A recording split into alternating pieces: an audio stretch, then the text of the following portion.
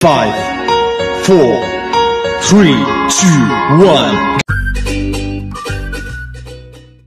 A few moments later. May maliit akong kubo. Ipakita ko lang sa inyo kung gaano ba kasayang pamumuhay namin dito sa probinsya.